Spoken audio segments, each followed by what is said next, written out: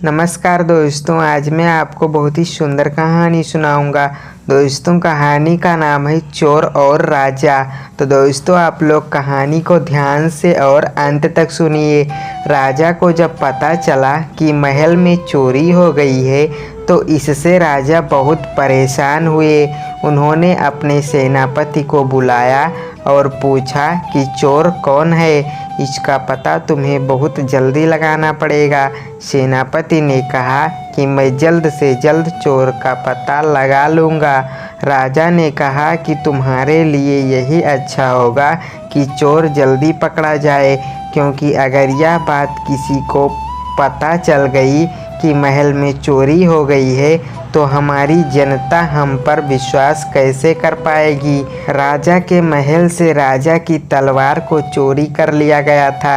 इसके बारे में पता लगाने के लिए राजा ने बहुत सारी योजना बनाई थी, जिसके बारे में सेनापति को बता दिया गया था।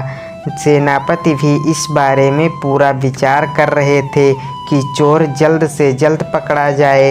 राजा बैठे हुए यही सोच रहे थे कि चोर इतना तेज कैसे हो सकता है कि हमारे महल में आए और चोरी कर जाए, क्योंकि बाहर के आदमी को यहाँ पर आना बहुत ही मुश्किल होता है।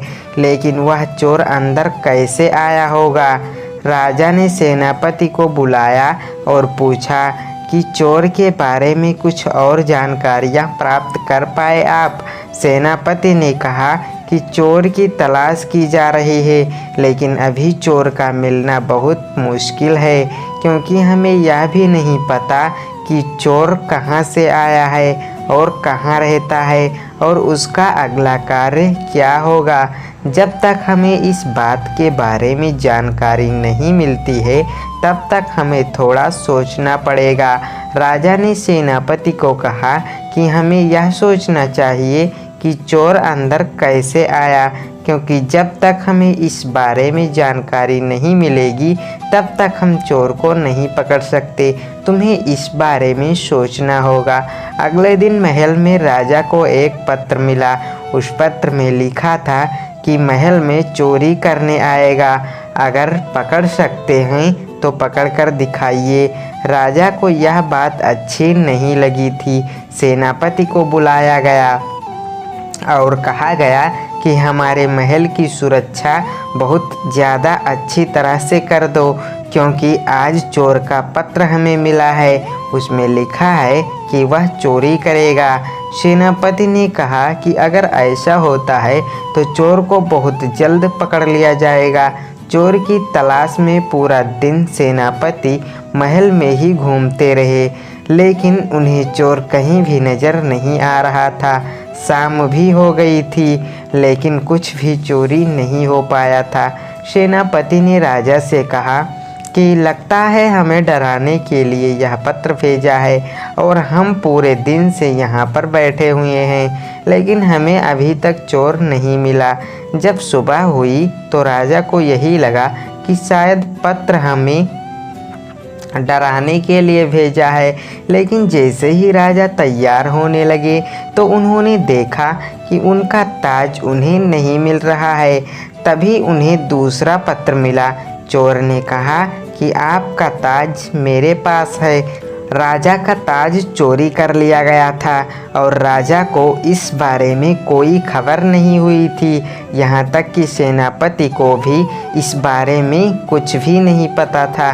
जब सेनापति को बुलाया गया और पूछा गया कि चोर हमारे महल में आए, तुम्हें बिल्कुल भी पता नहीं लगा, वह हमारा ताज ले गए हैं और अब हम क्या कर पाएंगे, क्योंकि हमें चोर मिल ही नहीं रहा।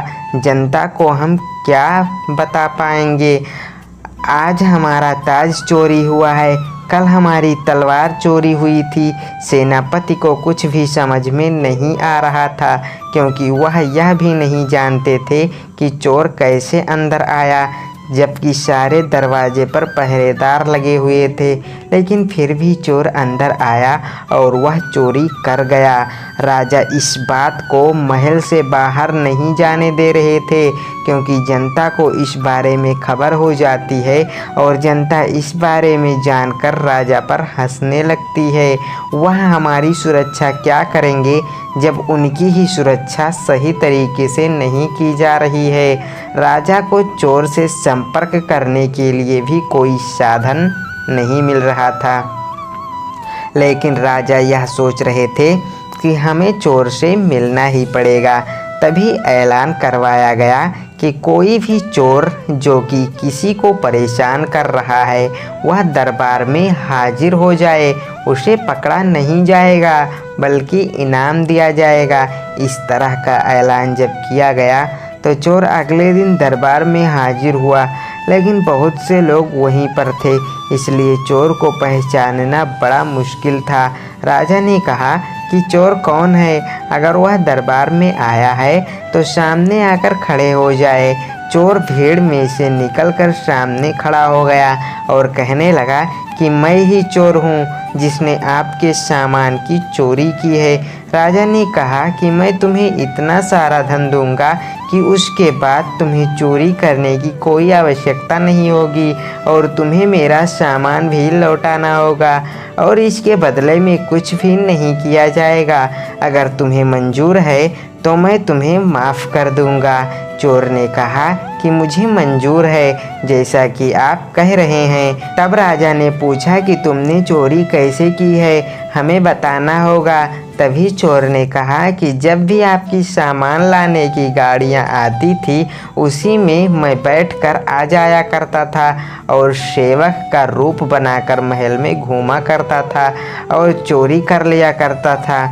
जब राजा को यह बात पता चली तो वह सपने में भी सोच नहीं सकते थे कि उनकी सामान की गाड़ियों में कोई चोर अंदर आ सकता है। चोर को माफ़ कर दिया गया, उसे बहुत सारा धन दे दिया गया और इस तरह चोर धन को लेकर चला गया। फिर उसने कभी भी चोरी नहीं की। राजा और चोर की कहानी। अगर आपको यह कहानी पसंद आई है तो आप इसे शेयर ज़रूर करें और दोस्तों चैनल को भी सब्सक्राइब करें। Thank you.